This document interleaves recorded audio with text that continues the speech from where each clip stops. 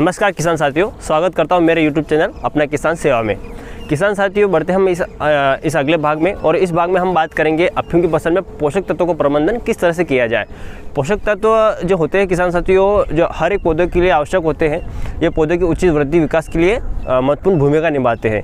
पोषक तत्व की परिभाषा इस तरह से दे सकता हूँ सर कि जिस तरह से हमारे शरीर में हर अंग को डेवलप होने के लिए, विकास के लिए अलग अलग पोषक तत्व की आवश्यकता होती है। जैसे कि हड्डियों के विकास के लिए कैल्शियम की आवश्यकता होती है, ऐसे बाल के विकास के लिए प्रोटीन की आवश्यकता होती है। इस तरह पौधे में भी एक पौधा होता है, उसके अंदर अगर आपको जड़ का विकास अच्छे से करना है, तने का विकास अच्छे से करना है, पत्तियाँ अच्छे से हरी भरी रहे, फूल अच्छे से बने, फल अच्छे से बने, तो उनके लिए अलग अलग पोषक तत्वों की रिक्वायरमेंट होती है, उनको आवश्यकता होती है पौधों को, और अलग अलग अवधि पे होती है। तो इन्हीं सभी पूरी जानकारी के बारे में हम इस भाग में जानेंगे कि अफीम के फसल में अपन पोषक तत्वों को प्रबंधन किस तरह से किया जाए, और पोषक तत्व कौन सा कब किस अवस्था में दी जाए फसल की, जो अच्छे से अच्छे उसका विकास कर पाए।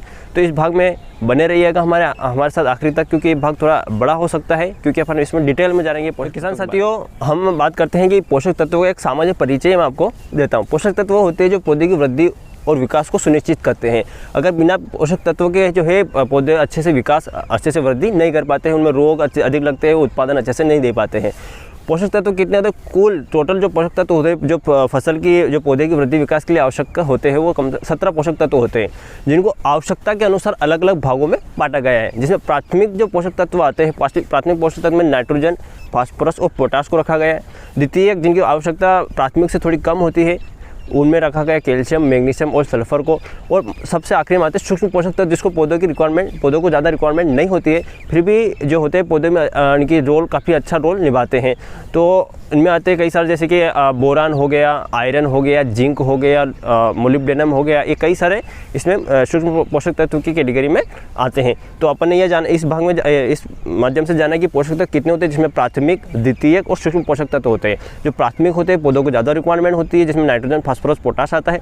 द्वितीयक में कैल्शियम, मैग्नीशियम, सल्फर होता है। और लास्ट में जो सूक्ष्म पोषक तत्व होते हैं, इसमें बोरान हो गया, कॉपर हो गया, आयरन हो गया, जिंक हो गया, मोलिब्डेनम हो गया, निकिल हो गए, क्लोरीन हो गए। ये पोषक तत्व जो है सूक्ष्म पोषक तत्व की कैटेगरी में आते हैं। हमने बात करी कि 17 पोषक तत्व होते हैं, जिसमें अलग अलग कैटेगरी में हमने बांटा। अब इन पोषक तत्वों की भूमिका फसल की अलग अलग स्टेज में होती है। जब अफीम की फसल में हम बात करेंगे मुख्यतः कि अफीम की फसल में जो ये 17 पोषक तत्व होते हैं, ये किस अवस्था में किस पोषक तत्व की ज़्यादा रिक्वायरमेंट होती है, क्योंकि हर पोषक तत्व की अपनी अपनी एक भूमिका होती है।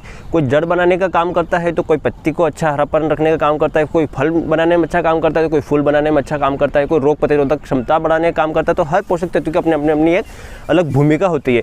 तो उनके फंक्शन के आधार पर उनको अपन जो है अफीम की जो ग्रोथ स्टेज होती है शुरुआत से लेकर आखिरी तक, तो उनके आधार पर हम पोषक तत्वों को वर्गीकरण करेंगे कि नाइट्रोजन को अपन किस अवस्था में डालना है, फास्फोरस को किस अवस्था में डालना है, पोटाश को किस किस अवस्था में डालना है। इस तरह से सारे पोषक तत्वों को अपन देखेंगे अफीम की फसल में शुरुआत से लेकर आखिरी तक कि कौन से पोषक तत्वों को किस किस अवस्था में डालना है। तो अपन बात करते हैं एक पहले पोषक तत्व को लेके कि इसको हम किस अवस्था में डालें, फिर इसको किस अवस्था में डालें। तो बढ़ते हैं आगे अपन इस बात। तो किसान साथियों, जैसा आप हर वर्ष की तरह बेसल डोज में आप नाइट्रोजन, फास्फोरस और पोटाश, यानी कि यूरिया, डीएपी, पोटाश का बेसल डोज में ही उपयोग कर लेते हैं। साथ में माइक्रो न्यूट्रिएंट की किट भी आप शुरुआत में जब अफीम के बीज लगाते उससे पहले आप खेत में मिट्टी में मिला देते हैं। ये आवश्यक भी होता है किसान साथियों। क्या होता है कि आप पहले से अगर खेत में पूर्ति कर देते हैं, तो जो ज़मीन होती है वहाँ पर पोषक तत्वों की कमी नहीं होती है। जो पौधा शुरुआत में जो जर्मिनेट करता है, उसके विकास होता है, तो उसके लिए मदद करते हैं। तो आपने ये बेसल डोज में आप हर साल इस तरह से यूज़ करते ही है, जिसमें आप नाइट्रोजन डालते हैं यूरिया के रूप में, डीएपी, फास्फोरस के लिए डाल देते हैं, पोटाश और माइक्रोन्यूट्रिएंट की किट डालते हैं। तो हो गई शुरुआत अवस्था के दिन की आप बेसल डोज में ये सिर्फ चीज़ें डालते हैं। अब हम बात करेंगे जब फसल बेसल डोज के अलावा की बात करेंगे। बेसल डोज तो आप डालते ही, बेसल डोज के अलावा आप जब फसल ग्रोइंग स्टेज पे होती है, लगभग 25-20 दिन की होती है, उस टाइम आप कौन कौन से पोषक तत्व का इस्तेमाल करें। जिसमें हम पहले बात करें, जिस तरह हमने कैटेगरी में बात करी थी, उसी हिसाब से हम बात करेंगे। सबसे पहले हम प्राथमिक पोषक तत्व की बात करें, जिसमें हम नाइट्रोजन, फास्फोरस और पोटाश की बात करेंगे कि नाइट्रोजन को पूरी साइकिल में कब, शुरुआत से लेकर आखिरी तक स्टेज में कब डालना है, फास्फोरस को शुरुआत से लेकर आखिरी तक कब डालना है, और पोटाश को कब तक डालना है। जिसमें पहला पोषक तत्व आता है अपना नाइट्रोजन के बारे में बात करेंगे। नाइट्रोजन की पूर्ति आप यूरिया के माध्यम से करते ही हैं किसान साथियों। अब नाइट्रोजन का कार्य क्या होता है अफीम के फसल में, इसके पहले जान लेते हैं। नाइट्रोजन क्या होता है किसान साथियों, एक तो प्राथमिक पोषक तत्व आता है जिसकी रिक्वायरमेंट फसल को काफ़ी ज़्यादा होती है। ये क्या करता है, पौधे की वृद्धि विकास, जो वानस्पतिक वृद्धि होती है, हरापन लाने का काम करते हैं, वानस्पतिक वृद्धि को काफ़ी विकास करता है। ये क्लोरोफिल के निर्माण में काफ़ी आवश्यक होता है, क्योंकि क्लोरोफिल बनेगा तभी पौधे में हरापन आएगा। तो इस तरह से आपको पौधे की वानस्पतिक वृद्धि को बनाए रखने के लिए आपको नाइट्रोजन की आवश्यकता काफ़ी अधिक होती है। तो नाइट्रोजन की पूर्ति अब जो होती है पूरी जो अफीम की फसल होती है पूरी लाइफ साइकिल में किस तरह से करें, इसके बारे में जान लेते हैं। जब बेसल डोज में आपने नाइट्रोजन का उपयोग किया है, अच्छी बात। अगर नहीं किया है तो जब अफीम की फसल से 25 दिन की अवस्था होती है, इनके बीच में 15 से 20 या 20 से 25 दिन की स्टेज में होती है, तब पहला उपयोग आप इसका करिए। क्या कि उस टाइम क्या होता है कि अफीम का पौधा है ग्रोइंग स्टेज में स्टार्ट होने लग जाती है, तो उस टाइम उसको वानस्पतिक वृद्धि के लिए नाइट्रोजन की आवश्यकता होती है। फिर इसका दूसरा जो उपयोग, एक पहला यूज़ तो आपने कर लिया 20-25 दिन की है तब आपने कर लिया। दूसरा उपयोग करिए 40 से 45 दिन की अवस्था पे। 40 से 45 दिन में क्या होता है कि उसको वानस्पति इस पे और सबसे ज़्यादा नीड होती है, क्या वो वानस्पति वृद्धि काफ़ी हद तक चालू कर देता है। तो इस टाइम आपको नाइट्रोजन का उपयोग जरूर करना है। तो 2 स्टेज पर आप मेनली करिए, एक तो 20 से 25 दिन की स्टेज पे और एक 40 से 45 दिन की स्टेज पे नाइट्रोजन का उपयोग करिए। इसके अलावा आप जब फूल आने से पहले या फल आने से पहले भी एक बार इसका उपयोग करें, पर ये 2 स्टेज बिल्कुल करिए। एक तो जब शुरुआती अवस्था होती है 20 से 25 दिन की स्टेज पे उस टाइम, और एक 40 से 45 दिन की अवस्था पे। दूसरे पोषक तत्वों की बात कर लेते हैं हम यहाँ पर फास्फोरस के बारे में।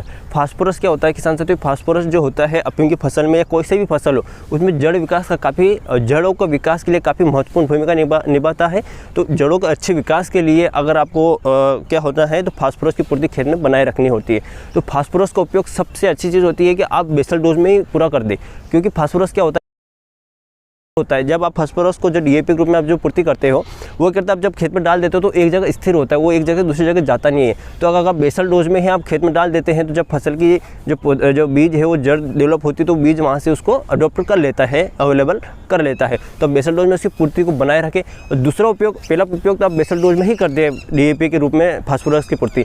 दूसरा उपयोग कब करें, जब फसल लगभग 70 से 100 दिन की हो, या आप 60 से 70 या 60 से 100 दिन के बीच में करिए, तब अच्छे से फल विकास का, फूल विकास का जब स्टेज होती है तब आप फास्फोरस की पूर्ति करिए। तब क्या होता है, ये भंडारण क्षमता को बढ़ाता है। तो 2 स्टेज पे आप फास्फोरस का उपयोग जरूर करिए। एक तो बेसल डोज में पूरी पूर्ति कर दी है, क्योंकि आप बीच में करेंगे तो अच्छे से उसको लग नहीं पाएगा। तो पहला बेसल डोज में अच्छे से डाल दिए। दूसरा उपयोग आप करिए 60 से 100 दिन के बीच के 60 से लगा के 100 दिन के बीच के अंदर आप इसकी पूर्ति कर लीजिए। यहाँ पर मैंने फास्फोरस की बात करी। तीसरा आ जाता है अपना पोटाश। पोटाश फलों के अच्छे चमक के लिए काफ़ी आवश्यक होता है, फल अच्छे से बनने के लिए काफ़ी आवश्यक होता है। दूसरी चीज़ होती है, ये पौधे के अंदर रोग प्रतिरोधक क्षमता को भी ये बढ़ाता है। साथ में स्ट्रेस, जो फसल स्ट्रेस में चली जाती है, आप कीटनाशक फंजीसाइड का यूज़ करते हैं तो ये स्ट्रेस में चली जाती है, तो स्ट्रेस से भी फसल को बाहर निकालता है। पोटाश का उपयोग काफ़ी ज़रूरी होता है। पोटाश का उपयोग आप कब कर सकते हैं, एक तो बेसल डोज में आप करते ही हैं, सबसे पहले अच्छी चीज़ होती है। दूसरा उपयोग कब कर सकते हैं, दूसरा उपयोग खास है जब फूल या फल का विकास होने लगे, उससे पहले, फूल और फल के विकास से पहले इसका उपयोग जरूर करिए।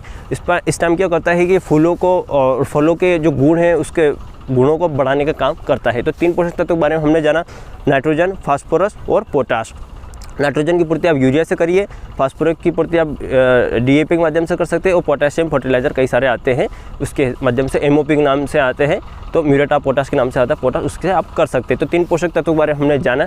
हम अगली सीढ़ी में बनते हैं कि जो द्वितीय पोषक तत्व होते हैं कैल्शियम, मैग्नीशियम और सल्फर, इनके बारे में हम बात करते हैं। साथियों, हमने यहाँ प्राथमिक पोषक तत्वों के बारे में बात कर ली, जिसमें हमने नाइट्रोजन का बताया, फास्फोरस का बताया, पोटाश का बताया कि एक तो पोटाश का उपयोग आप जो फल विकास होता है, जब फूल और फल आने की अवस्था होती है, लगभग 60 से 70 दिन की अवस्था होती है, उस टाइम पोटाश का उपयोग जरूर करिए ताकि फल का अच्छे से निर्माण हो सके।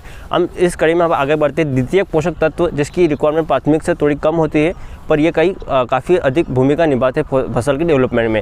प्राथमिक के बाद जो द्वितीय आते हैं, इसमें हमने 3 पोषक तत्वों के बारे में बात करती है, कैल्शियम, मैग्नीशियम और सल्फर। कैल्शियम के बारे में हम पहले बात करते हैं। कैल्शियम क्या होता है किसान साथियों, सेल वॉल को डेवलप में जो निर्माण में काफ़ी हेल्प करता है। ये क्या करता है कि कोशिकाओं के निर्माण में हेल्प करता है। जैसे अपने जैसे मनुष्य के शरीर में हड्डियों को मजबूत करने के लिए कैल्शियम की रिक्वायरमेंट होती है, ऐसे ही फसल के अंदर तना अगर मजबूत बने, कोशिकाएं अगर मजबूत बने, उसके लिए कैल्शियम की रिक्वायरमेंट होती है। तो कैल्शियम का उपयोग जरूर करिए ताकि उससे क्या तना मजबूत बनेगा, तना फटने की समस्या कम होगी।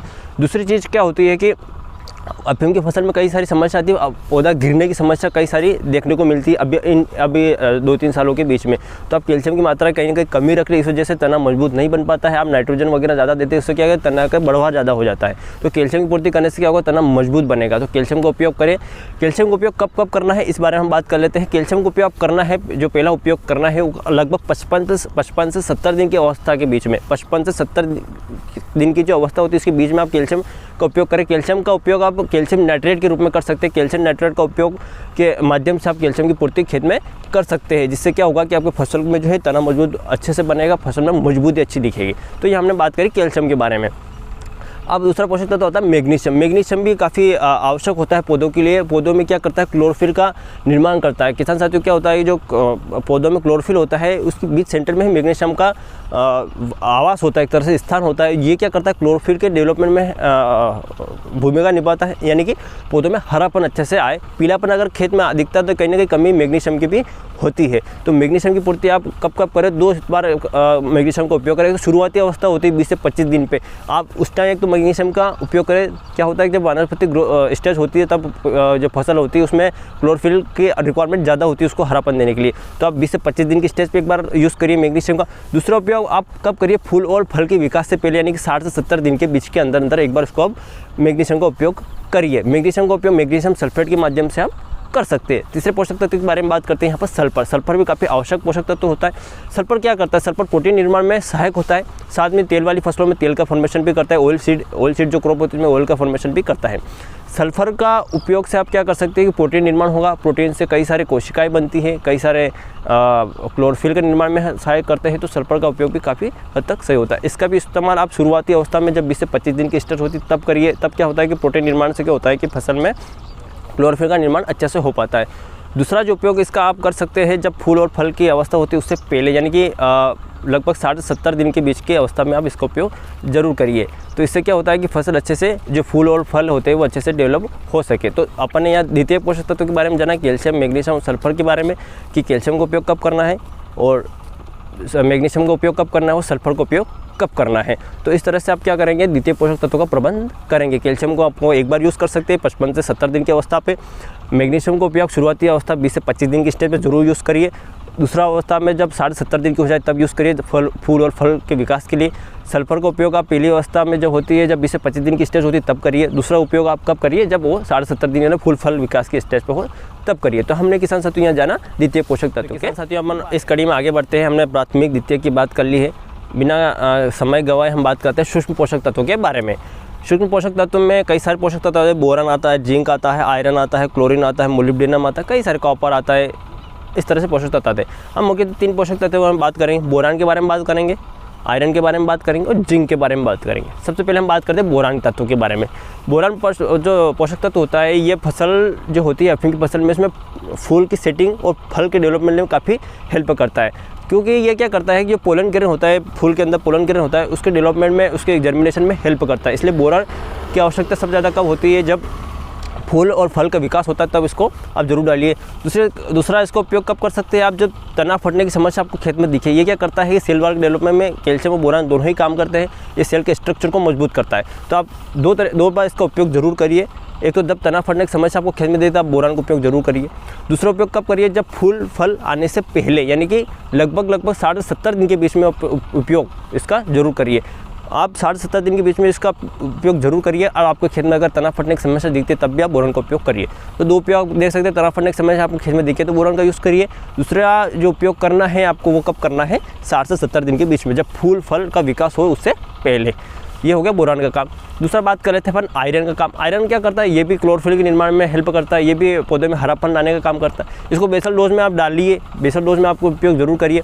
दूसरा उपयोग आप कब कर सकते हैं इसको, जब फसल की स्थिति परिपक्वता स्टेज पे होती है, लगभग मान के चलिए आप 90 से 100 दिन या 80 से 90 दिन या इसी के बीच में आप इसको दूसरा उपयोग कर सकते हैं। बेसल डोज में डालिए। और दूसरा उपयोग होता है इसका, आप कब करिए, 90 से 100 दिन के बीच में या 80 से 90 दिन के बीच में आप इसका उपयोग कर सकते हैं।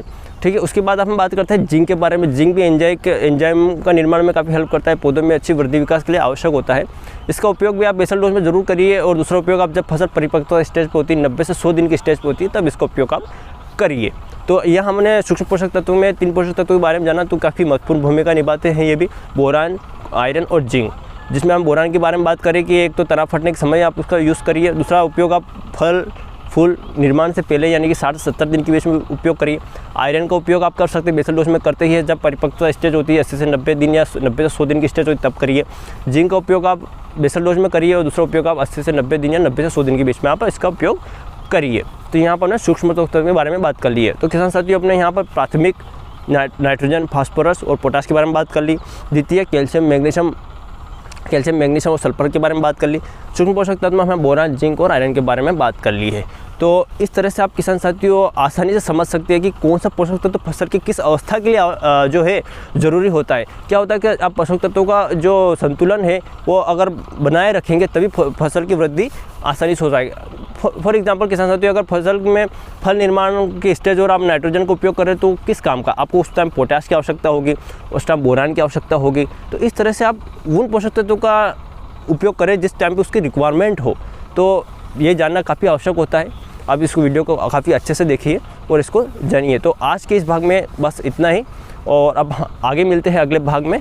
और इस वीडियो को आप काफ़ी अच्छे से देखिए, पोषक तत्वों का प्रबंधन अच्छे से करिए, क्योंकि पोषक तत्व संतुलित मात्रा में जब पौधे के अंदर होंगे तभी उसका उचित वृद्धि और विकास हो पाएंगे। तो किसान साथियों धन्यवाद। वीडियो अच्छा लगा हो तो सब्सक्राइब जरूर करिए।